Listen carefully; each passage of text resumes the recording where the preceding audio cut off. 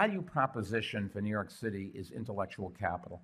And if your business is built around low cost, we are not the place for you. We are never going to be able to compete with Eastern China or Bangladesh, where labor is very low. We don't want... Or Poughkeepsie. Or Poughkeepsie.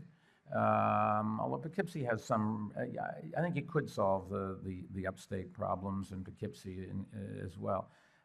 But the problem is, if you're going to make 1 million white T-shirts, you do that where costs are low, no taxes, no rent, no labor costs, that sort of thing. That's something we can't compete in. We want better jobs for our citizens with more benefits, and we just want to, somebody's got to pay for those things, so the costs of doing business here are high. Also, we don't have space. If you want to grow corn or have a steel mill, New York City's not the place for you. But New York City's value proposition is human capital. We are the intellectual capital of the world. We've become the cultural capital of the world. We're the place, the edgy place where people want to go, the gates, the waterfalls, the pianos around town, this week's art project. These are building us a worldwide reputation. People come here. And if you are a business that depends on smart people, rather than trying to buy you to come, rather than trying to subsidize you and keep you here, we want to make sure that you can't survive unless you are here. And you do that by bringing down crime and improving your culturals and your parks and your streets and all of that kind of stuff.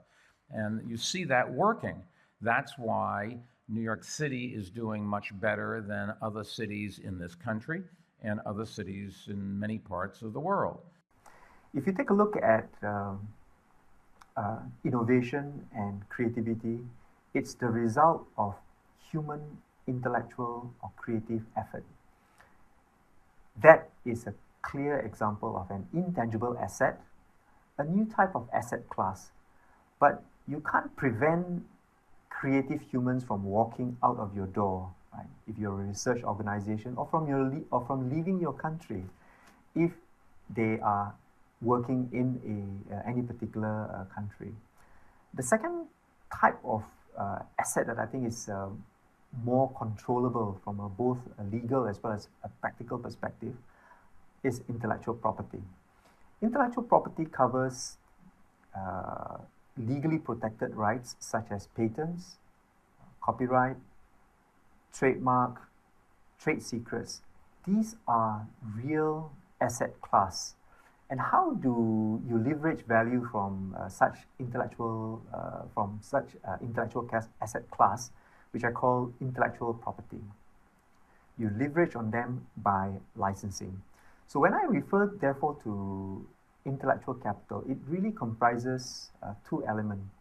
The first is intellectual asset, which is the product of human creativity, human innovation.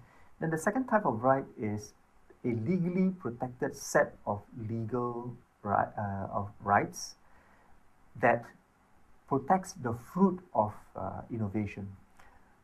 So when one therefore talks about leveraging on innovation as a value driver, you really have to focus on how a company and at a higher level, how a nation can extract economic value from intellectual property.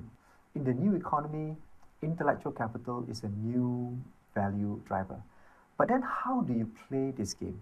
If you look at slide number 3, what I've done is I've prepared a sort of a matrix that indicates the various levers at both the macro as well as a microeconomic level that should be leveraged upon in order to enhance performance at two levels. First, the corporate level, then secondly, at the national level. In slide number 3, if you can imagine that it is a clock, if you look at the elements at 3 o'clock, I pointed out higher value, higher income, and wealthier nation as the goals of most countries. But what are the levers that should be calibrated in improving the competitiveness of nations?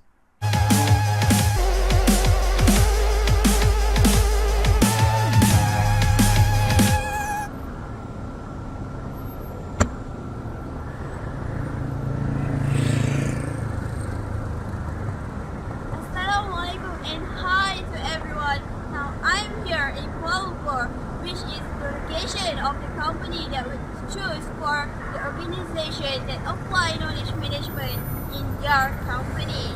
Company was named as Image Security and Consultancy Sdn Bhd.